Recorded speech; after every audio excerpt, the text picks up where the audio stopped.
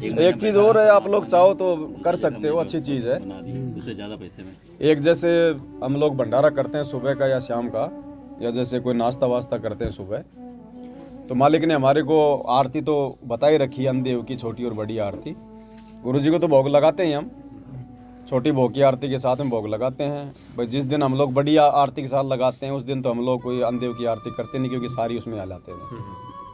बाकी छोटी आरती के साथ भोग लगाते हैं, उसके बाद भंडारा खाते हैं, नाश्ता करते हैं, छोटी अंधेव की आरती करते हैं, बड़ी अंधेव की आरती भी करते हैं। तो नाश्ता या भंडारा करने के तुरंत बाद में कुल्ला वाला करके, और सबसे पहले हम गुरुजी का धन्यवाद करें, गुरुजी को हम दंडवत प्रणाम करें। हाँ, ये परमात्मा आपके फेंके हुए ये टुकड़े आपके दास को मिले, आपको इसके लिए परमात्मा अनंत कोटि धन्यवाद। परमात्मा अपने दास पर भक्ति करवाने के लिए इसी प्रकार से दया बना के रखना।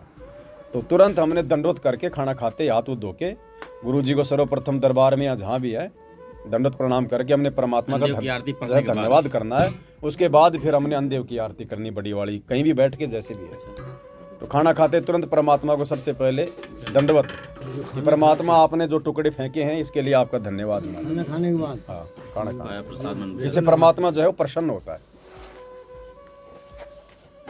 ये भी बोल सकते सर भगत जी, जैसे कि पाया प्रसाद मन हुआ थीर, तो पहले आपने उसकी अन्न की महिमा कर दी ना, बाद में परमात्मा की महिमा कर रहे हो। आपने भगत जी अंधेव की आरती अलग है, परमात्मा का धन्यवाद अलग है। साहब का नाम आता है लास्ट में, इसलिए वो अपने आप अपने रूटीन में पड़ जाएगी। दास को कम से कम परमात्मा का धन्यवाद 2 साल से कर नहीं, दंडवत तो मैं भी कर, लेकिन अन्नदेव की आरती करने के बाद जाके करता हूँ। फिर पहले आप नहीं, पहले दंडवत करो, पहले दंडवत होगा। अच्छा अच्छा अच्छा। चाहे कहीं भी हो, ऐसा नहीं दरबार में हो। जैसे हम लोग 3 समय की आरती करते हैं, दंडवत बाद में करते हैं, पहले करते हैं। हाँ, पहले भी करते हैं और बाद में भी करते हैं ना।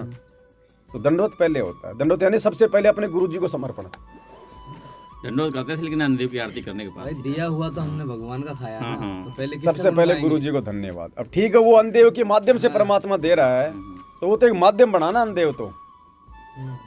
अब देने को तो, अब जैसे देने को तो तीनों लोकों में भगवान दे रहा है, लेकिन ब्रह्मा विष्णु महेश के माध्यम से दे रहा है ना, तो वो तो खाली निमित्त बने हुए हैं।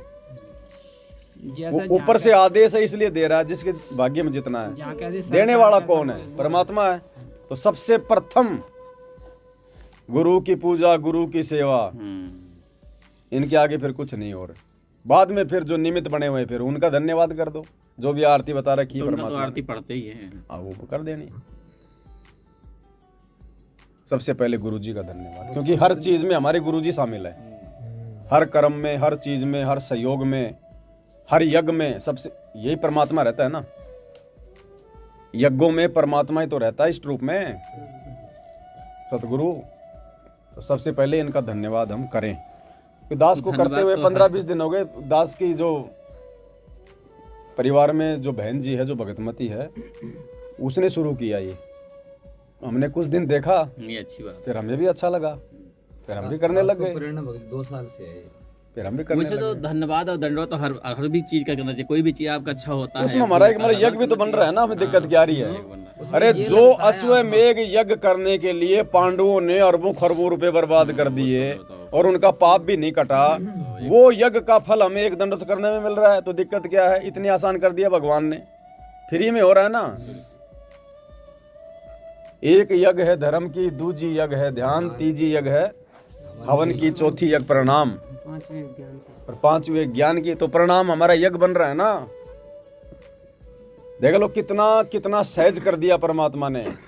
एक यज्ञ करने के लिए अरबों खरबों रुपए कितना समय बर्बाद करते थे वो राजा लोग, उसकी भी कंडीशन, और उससे भी अच्छा फल, उससे भी लाख गुना फल मात्र एक दंडवत प्रणाम करने से यही मिल जाता हमें। लेकिन वो होगा किसका स्वीकार? जय गोपाल दंडवत करे पैरों पड़ प्रणाम, दुआ करो दिल पाक से असला असल सलाम। गुरुजी कहते हैं हमने प्रणाम करना है, व्यायाम नहीं करना। हृदय से करना है, वो होगा प्रणाम। और वैसे उठ लिए बैठ लिए वो हो गया व्यायाम। तो व्यायाम नहीं करना, हमने प्रणाम करना है। हृदय में जगह होनी हाँ, चाहिए। हर चीज का एक नियम है भगत जी, नियम से करेंगे तभी उसका लाभ मिलेगा।